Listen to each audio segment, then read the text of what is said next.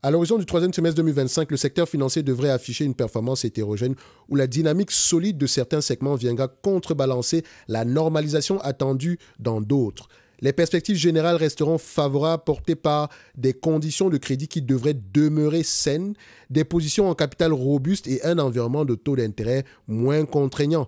Certains segments clés devraient continuer de faire preuve d'une performance remarquablement stable. Les courtiers en assurance devraient se confirmer comme des acteurs prévisibles et défensifs. Les firmes orientées vers les marchés domestiques anticiperont une croissance organique saine soutenue par des acquisitions stratégiques. On parle toujours des courtiers en assurance. Donc des leaders comme Marsh & McLennan, toujours dans le domaine des courtiers d'assurance ici, devraient capitaliser sur leur envergure mondiale pour maintenir une forte rétention de clientèle, tandis qu'une gestion rigoureuse des coûts leur permettra de compenser une éventuelle modération de la demande en services conseils. Parallèlement, les banques régionales devraient poursuivre la reprise progressive de leur profitabilité. L'amélioration anticipée de la qualité du crédit et la diminution des coûts de financement soutiendront leurs résultats, tandis que leurs bilans solides permettront une croissance modérée des prêts et une stabilisation des dépôts. Les banques universelles américaines, ou bien celles qu'on appelle généralement les capital markets, et pour ceux qui veulent savoir c'est quoi une banque universelle, généralement ça a à voir ici avec la taille des actifs. Ok? Soyez curieux, allez vérifier.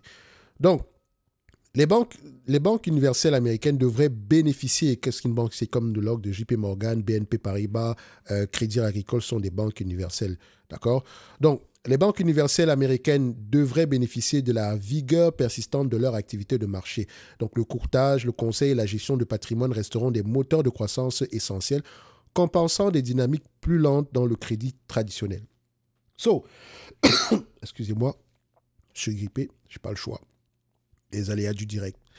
Alors, la bonne tenue des marchés actions continuera d'alimenter les revenus de commissions et les activités de banque d'affaires. Donc, un environnement dont devrait particulièrement profiter des acteurs diversifiés comme JP Morgan Chase, qui est également une banque universelle ou une capital market. Donc, généralement, ces banques-là représentent un risque systémique. On va se dire que c'est quand vous approchez déjà le trillion ou bien que vous dépassez le trillion d'actifs. Je ne dis pas qu'une banque de moins de 500 milliards ici d'actifs ne peut pas représenter ici un risque systémique. Tout dépend ici du pays. Mais de manière globale, ces actifs-là sont généralement de l'ordre du trillion. De façon qu'on classe les banques ici par rapport à la taille des actifs, par rapport également au type d'activité qu'elles mènent. Par exemple, vous ne pouvez pas, je l'ai déjà mentionné plusieurs fois ici, JP Morgan et Goldman Sachs ne peuvent pas être comparés en fait. Elles ne font pas la même chose. Il y a une certaine partie de l'activité de JP Morgan que Goldman Sachs, sur laquelle Goldman Sachs est uniquement spécialisé. OK? Mais Goldman Sachs ne peut pas être comparé à une banque comme JP Morgan. Bref, parenthèse refermée. Une certaine prudence sera néanmoins de mise car une compression des marges d'intérêt et une croissance modeste des prêts pourraient tempérer les performances finales. Du côté du crédit à la consommation, l'activité de prêt devrait rester robuste, portée par une discipline de crédit rigoureuse qui assurera une rentabilité stable, principalement tirée par les emprunteurs les plus solvables. D'autres domaines devraient pleinement capitaliser sur une activité de marché soutenue. Donc, les revenus des bourses et fournisseurs de données financières seront portés par des volumes de transactions qui s'annoncent élevés, un flux régulier d'introduction en bourse et une émission de dette active. Et quand on parle d'émission de dette active ici, quand je parle ici des bourses et fournisseurs de données financières, donc ce n'est pas juste des entités comme ICE, je ne parle pas juste des entités comme Nasdaq ou bien Euronext, ça concerne également des entités comme MarketAxess. Dans le même temps, les services de transaction et de traitement des paiements devraient poursuivre leur trajectoire de croissance. L'expansion continue des paiements numériques et du commerce électronique incarné par la position dominante des réseaux comme Visa et Mastercard alimentera une progression constante de leurs revenus. L'innovation dans les nouvelles technologies de paiement restera un levier de développement majeur. Enfin, certains segments devraient entrer dans une phase de stabilisation après la croissance exceptionnelle de 2024. C'est le cas des gestionnaires d'actifs où une normalisation est attendue. Les leaders du secteur tels que BlackRock maintiendront leur élan grâce à leur taille et leur offre diversifiée, mais les acteurs de plus petite taille pourraient être confrontés à des sorties de capitaux. Pour l'assurance vie, une modération de la croissance est anticipée bien que la demande pour les rentes reste stable. Donc le rythme exceptionnel de l'année précédente devrait donc s'estomper, enfin pourrait s'estomper également.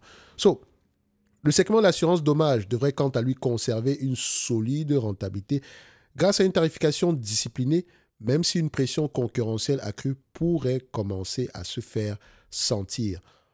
En conclusion, les prévisions pour le Q3 2025 dessinent un secteur financier où coexisteront résilience et normalisation. La croissance continue attendue dans les activités de marché, les services de paiement et le courtage offrira un contrepoids aux tendances plus modérées de la gestion d'actifs et de l'assurance. Et faites attention quand je parle de la gestion d'actifs. Ceux qui font de la gestion d'actifs passifs, ça va bien se passer pour eux. Ceux qui font de la gestion d'actifs actifs, elles, ce type d'industrie-là vont avoir tendance à souffrir parce qu'elles ont encore des tarifs très élevés. Bref, je vous laisse aller regarder ça pour ceux qui sont intéressés par ce segment-là. Je rappelle ici que je suis actionnaire de BlackRock et donc je continue à penser que c'est une entreprise qui pourrait bénéficier de la migration des actifs ici vers des gestionnaires d'actifs passifs, vers les ETF, vous allez dire comme ça. Il y a plusieurs types d'ETF ici. Bref, le secteur semble donc bien positionné, s'appuyant sur des fondamentaux solides pour naviguer dans cet environnement contrasté. Pour ceux qui veulent aller plus loin, toutes les informations sont en description de la vidéo. Pour les autres, on se donne rendez-vous sur les prochaines vidéos. Et si vous êtes membre ici du service Top Premium Infinity, vous savez que les notes d'analyse sectorielles sur les notes d'analyse sectorielles également seront disponibles pour le secteur de la finance. Donc, normalement, on parlera des banques de manière des banques universelles, des compagnies d'assurance dommage, enfin, l'assurance dommage, l'assurance vie et j'en passe. Je vous laisse aller voir ça ici. Gardez votre esprit critique, allez toujours double vérifier et ceci ne sont que des attentes basées sur la lecture des rapports financiers des différents acteurs, dépendamment des différents leaders, dépendamment ici des sous-industries pour le Q3 2025. Donc, on parlait de prévision. Donc, il a fallu s'alimenter ici. Il a fallu se baser sur les éléments du Q2 2025 pour voir à peu près qu'est-ce qu'on pourrait attendre pour le Q3 2025. Donc, ça ne veut pas dire que c'est ça qui va se réaliser, mais je vous laisse aller vérifier. D'accord? Soyez curieux. Ne prenez pas tout ce qu'on vous dit sur Internet ici comme parole d'évangile. Comme je l'ai toujours dit, l'analyse fondamentale ici, c'est de garder son esprit critique. D'accord? Donc, posez-vous toujours la question pourquoi, comment, où. D'accord? Toujours avec des sources de premier ordre. OK? Merci, au revoir.